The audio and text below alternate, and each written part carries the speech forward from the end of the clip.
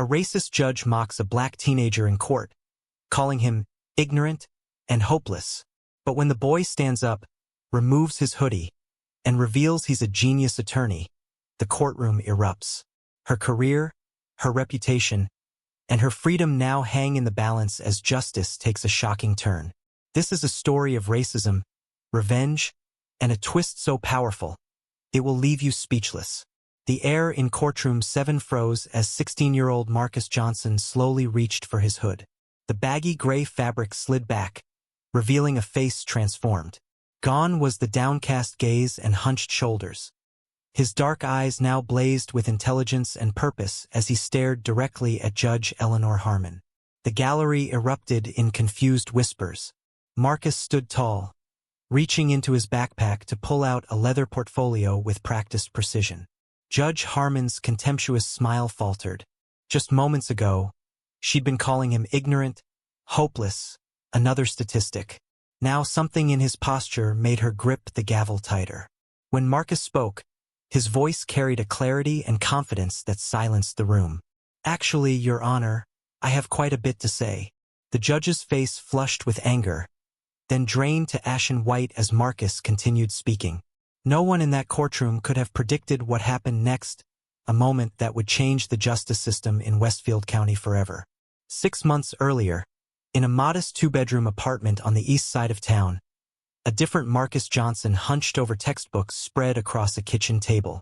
At 4 a.m., the only sounds were the scratching of his pencil and the soft hum of the refrigerator.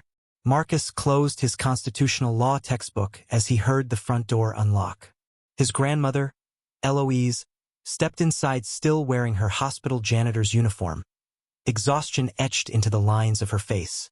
"Still up studying, baby?" she asked, setting down her purse. Marcus nodded, quickly sliding his law books under his high school homework. "Just finishing up, Grandma. How was your shift?" Eloise didn't know that her grandson had completed high school at 14 through an accelerated program, or that he'd finished law school at 18, becoming the youngest person ever to pass the state bar exam. To her and everyone else, he was just a bright kid from the projects who'd started running with a rough crowd. The deception pained him, but it was necessary. The next day, Marcus pulled his hoodie low as he entered Parker's convenience store. The owner's eyes followed him immediately, tracking his every move between aisles. Marcus noticed the man's hand hovering near the phone, ready to call security. 2 white teenagers entered, shoving each other playfully, knocking items off a shelf. The owner smiled indulgently. Marcus carefully selected a bottle of juice, placing exact change on the counter. The owner counted it twice before reluctantly bagging his purchase. Outside, a police cruiser slowed as it passed him. The officer's suspicious gaze lingered before the car continued down the street. Have you ever witnessed injustice and wished you could do something about it? That's exactly where Marcus found himself every single day. Later that week, in a nondescript office building downtown, Marcus sat across from Special Agent Diana Chun, his Department of Justice handler. "Judge Eleanor Harmon," Chun said, sliding a file across the table. "Appointed to the bench 8 years ago. Since then, she's sentenced black juveniles to terms averaging 40% longer than white defendants for identical offenses." Marcus opened the file, studying the judge's stern face. "And you want me to help you prove it?" "You're uniquely qualified," Chun replied. "Young enough to pass as a defendant, but with the legal knowledge to recognize judicial misconduct when you see it. We need someone on the inside." Marcus turned to the next page and froze. A familiar face stared back at him, Darius Washington, his childhood best friend. Sentenced to 5 years in juvenile detention by Judge Harmon for a crime that would have earned a white teenager community service. "This is personal for you," Chun observed. "That can be dangerous." Marcus closed the file. "It's personal for hundreds of young men in Westfield County. Someone needs to stand up for them." Chun nodded, satisfied. "Your first court appearance is scheduled for next week. A minor trespassing charge enough to get you on her radar." Marcus stared out the window at the courthouse looming in the distance. "She'll never see me coming." What he couldn't know then was just how deep the corruption ran, or how dangerous his mission would become. The path Marcus Johnson was about to walk would put everything at risk. His future, his freedom, and perhaps even his life. Marcus stood in courtroom 7 for the first time, shoulders hunched, eyes downcast, the picture of a troubled teen. The trespassing charge was minor, cutting through the parking lot of Westfield Mall after hours. But Judge Eleanor Harmon peered down at him as if he'd committed armed robbery. "Mr. Johnson," she drawled, flipping through his fabricated file. "Trespassing at 11:30 p.m. on private property. Care to explain why you weren't at home where you belong?" "I was just taking a shortcut, Your Honor," Marcus mumbled, playing his role perfectly. Judge Harmon's lips thinned. "A shortcut to where? A drug deal?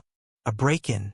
Marcus's public defender, actually Agent Davis undercover, offered a weak objection that Judge Harmon waved away dismissively. Just 30 minutes earlier, Marcus had watched a white teenager named Brian Keller receive a warning for identical charges, plus vandalism. The judge had smiled maternally, telling him to be more careful next time, young man. 30 days community service and mandatory curfew monitoring, Judge Harmon announced, banging her gavel with unnecessary force. "Let's hope this teaches you to respect other people's property." Marcus nodded meekly, slipping a tiny recording device back into his pocket as he shuffled out. That evening, in the secure DOJ apartment, Marcus reviewed his notes with Agent Chun. "She gave the white kid a verbal warning for worse charges," he said, pulling up the court records. "And I compiled the sentencing statistics from today's docket. Black defendants received sentences averaging 35% longer across all categories." Chun nodded grimly. "Good work, but we need more. Patterns are suggestive, but we need concrete evidence of bias and corruption." "I'll give her another opportunity soon," Marcus promised. 3 weeks later, Marcus was back before Judge Harmon on a loitering charge, allegedly hanging around outside Westfield Financial Plaza after closing. "Mr. Johnson," Judge Harmon sighed theatrically, "back in my courtroom already. I'm disappointed but not surprised."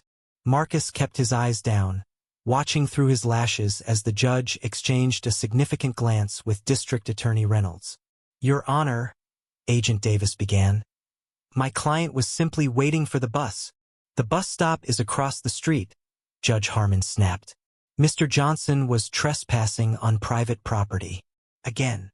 As she spoke, Marcus noticed her repeatedly touching a gold bracelet on her wrist, new since his last appearance, and expensive by the look of it. "Given your failure to learn from your previous sentence, I'm assigning you to the New Horizons Juvenile Rehabilitation Program for 60 days. Marcus's head snapped up in genuine surprise. New Horizons was a private detention facility 30 miles outside town. This was unexpected. "But Your Honor," Agent Davis protested, "that's extremely disproportionate for a simple loitering charge. I'm trying to intervene before this young man graduates to serious crimes," Judge Harmon replied sanctimoniously. "New Horizons has an excellent record of rehabilitation." Later that night, Marcus dug deeper into New Horizons. The facility had opened 3 years ago, shortly after Judge Harmon began sending an increasing number of minority juveniles there for minor infractions.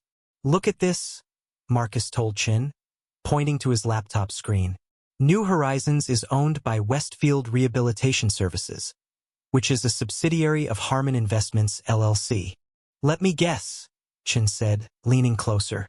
"Owned by Judge Harmon's husband?" "Brother," Marcus corrected. "James Harmon. And here's where it gets interesting. They charge the county $350 per day per juvenile. Last year, Judge Harmon sent 103 kids there, 89 of them Black or Latino. Do the math." Chun whistled softly. "That's millions in county funds." Marcus nodded grimly. "And I found something else. District Attorney Reynolds sits on their advisory board, with a generous stipend of $75,000 annually. Over the next month, Marcus built his case meticulously. He compiled statistical analyses of sentencing disparities across racial lines. He documented the financial connections between the judge, the DA, and the detention center. He even managed to obtain records of suspicious deposits into Judge Harmon's offshore account correlating with sentencing dates. Then came the close call. Marcus was photographing documents in Judge Harmon's chambers during a fire drill when the door suddenly opened. He barely managed to dive under the desk as the judge entered with D.A. Reynolds. "The Johnson kid comes back next week," Reynolds was saying. "Another minor charge would let you send him to New Horizons for a full 90 days. "Perfect," Judge Harmon replied. "James says they need to boost their fourth-quarter numbers." Marcus held his breath, heart pounding so loudly he feared they would hear it. After what felt like an eternity, they left, laughing about cleaning up the streets. That night, Marcus sat alone in his room, hands shaking as he added the recorded conversation to his evidence file. The mask was becoming harder to maintain. Every day he watched kids like him, some guilty of nothing more than being black in the wrong neighborhood, disappear into a system designed to profit from their incarceration. If you're feeling frustrated just hearing about this injustice, imagine living it. Double tap if you're ready to see how Marcus fights back.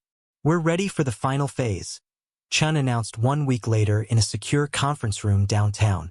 For other DOJ agents sat around the table reviewing Marcus's evidence. "The shoplifting charge is perfect," Agent Davis said. "Minor enough to be plausible, serious enough for her to make an example of you." Marcus nodded. "I've arranged to be caught on Wilson's pharmacy security camera wearing this same hoodie. But at the exact same time, I'll be 3 miles away at the ATM across from the library, clearly visible on their camera." "And once she begins her usual speech?" Chen asked. "I reveal everything," Marcus said quietly. "The evidence of bias, the financial connections, all of it." That night, Marcus sat at the kitchen table with his grandmother.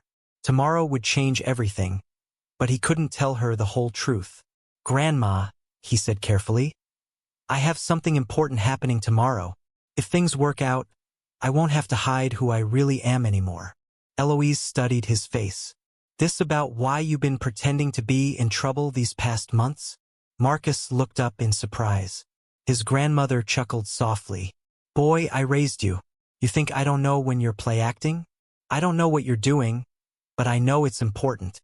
She reached across the table, taking his hand in hers. "Just promise me you'll be careful."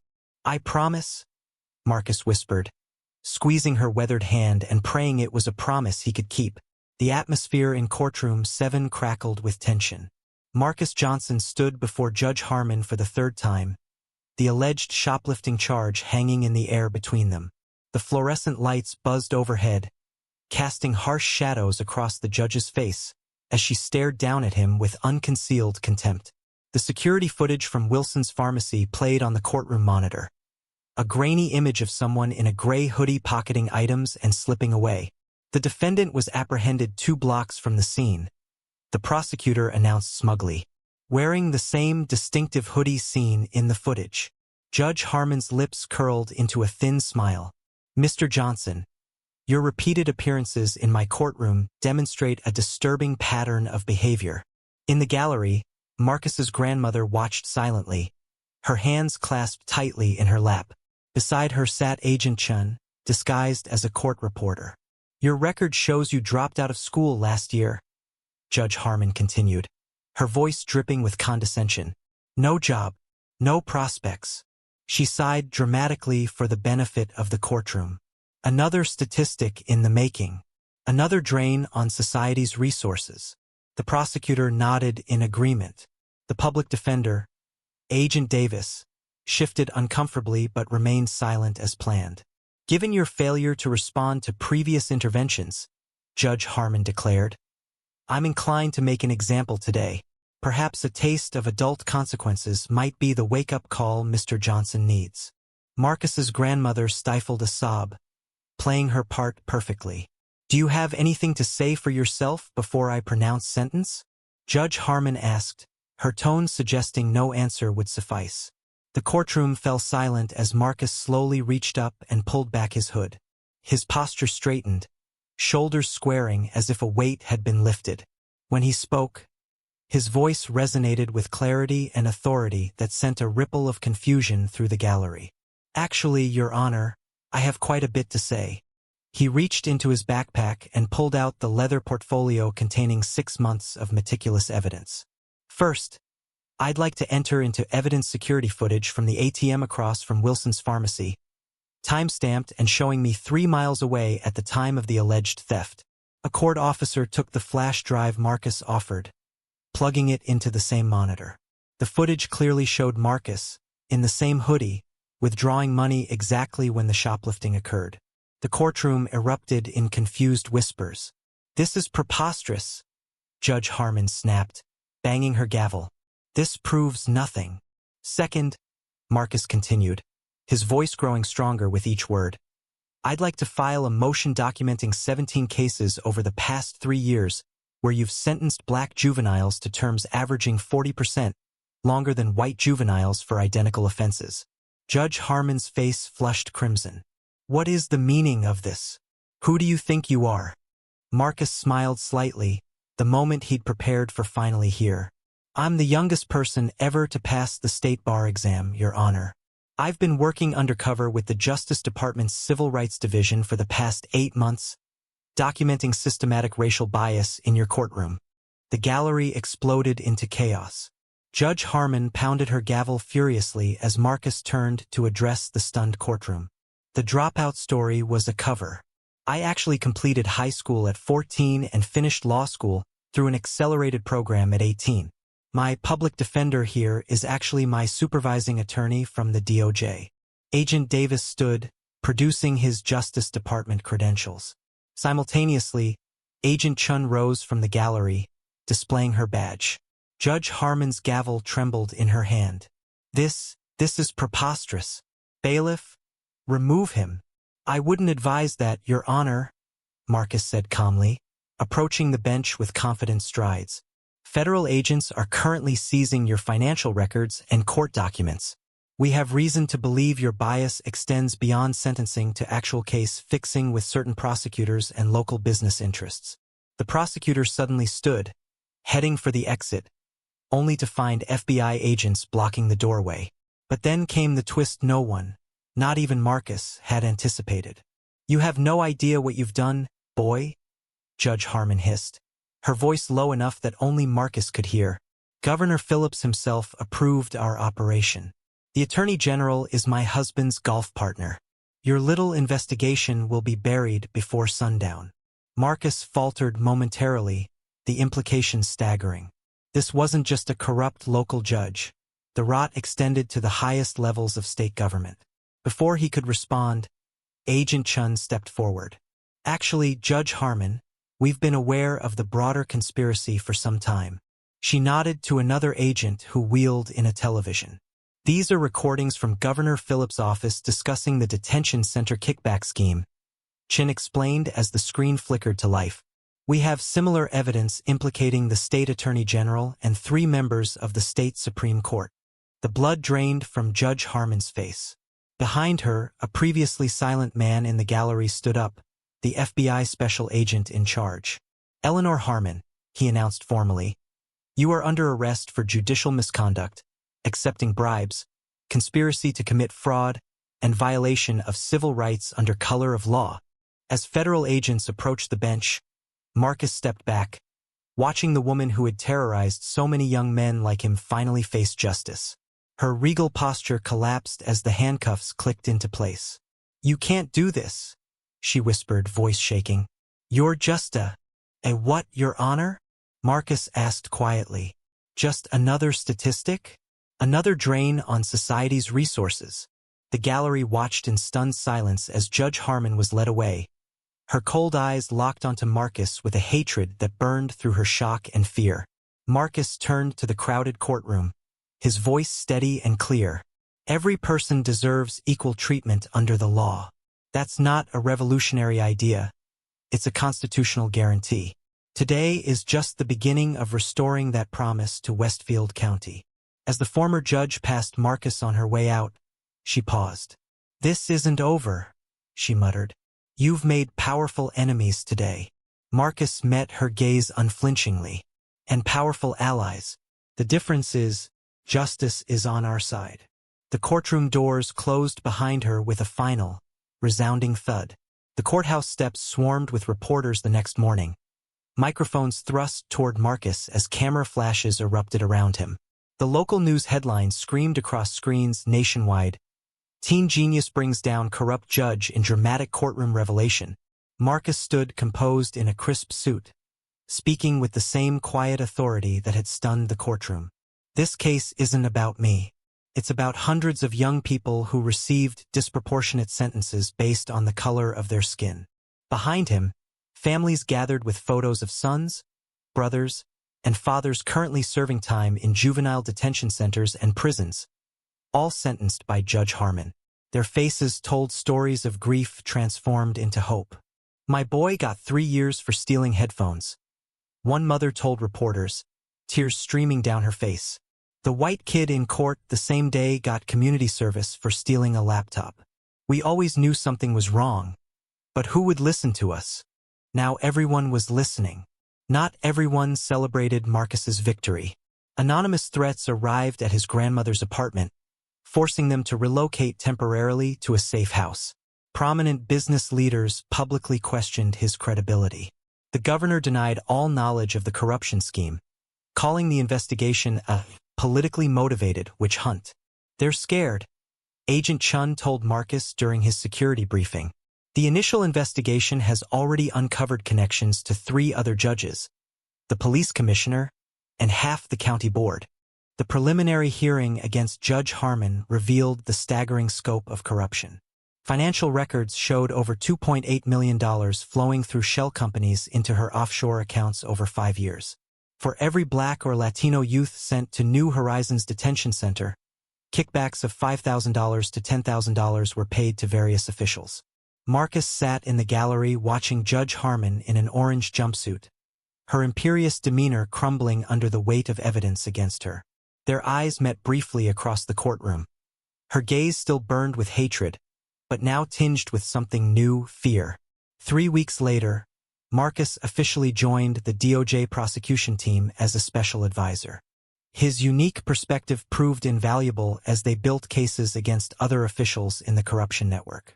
"We've reviewed over 700 cases handled by Judge Harmon," Marcus announced at a community meeting in the East Side Community Center.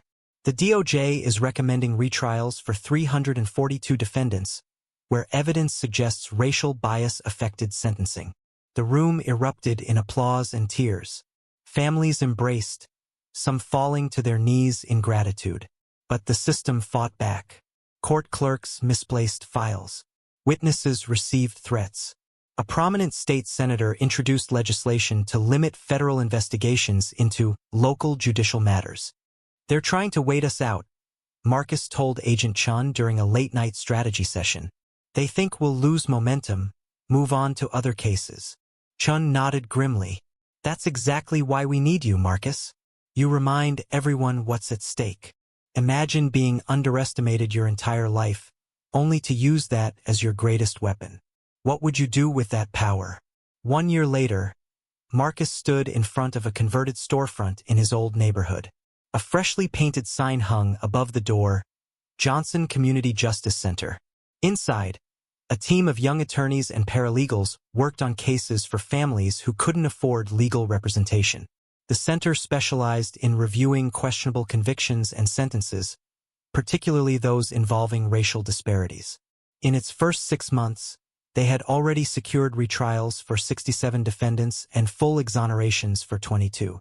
At the grand opening ceremony, Marcus cut the ribbon alongside a tall young man with a hesitant smile, Darius Washington, his childhood friend, recently released after his conviction was overturned. "Marcus never stopped fighting for me," Darius told the crowd. "Even when I'd given up hope, he kept pushing." The media reported that Judge Eleanor Harmon had been sentenced to 15 years in federal prison after pleading guilty to multiple charges of corruption, civil rights violations, and racketeering. The investigation had expanded to 3 neighboring counties, resulting in the removal of 2 more judges and dozens of law enforcement officials. The New Horizons Detention Center had been shut down, replaced by a true rehabilitation program with transparent oversight and evidence-based practices. The state legislature had passed reforms requiring regular audits of sentencing patterns and creating an independent review board for juvenile cases. Progress, but not perfection. Late one evening, Marcus sat alone in his office reviewing case files when his phone rang. It was Agent Chin. "We've got something big," she said without preamble. "Remember Judge Harmon's comment about the state attorney general? We've been following the money. It leads to Federal Circuit Court Judge William Hoffman." Marcus set down his pen. "Hoffman? He's being considered for the Supreme Court." "Exactly. And his sentencing record shows the same patterns as Harmon's, but on a much larger scale. We need your help again." Through the window, Marcus could see lights on in nearby homes, families together, children doing homework, people living their lives trusting that the system would treat them fairly. So much work still to be done. "When do we start?" he asked. 3 days later, Marcus sat in a different courtroom, watching Judge Hoffman preside. The man's arrogance reminded him of Judge Harmon. The same dismissive tone toward certain defendants, the same pattern of disparate sentencing. But something was different now. In the gallery sat journalists carefully documenting every sentence. Community advocates tracked patterns with meticulous spreadsheets. Law students observed proceedings, taking detailed notes. The light of scrutiny was spreading. One case at a time, one courtroom at a time, the system was being held accountable. As Marcus watched Judge Hoffman sentence another young black man to an excessive term, he made notes in his leather portfolio. The judge's gaze flickered toward him, perhaps noticing the intensity of his observation, the confidence in his posture. Marcus met his eyes steadily, unafraid. The battle for justice wasn't a single courtroom revelation. It was a lifelong commitment to standing up against systems of oppression, even when they seemed too powerful to challenge. The fight continued, but now they weren't fighting alone.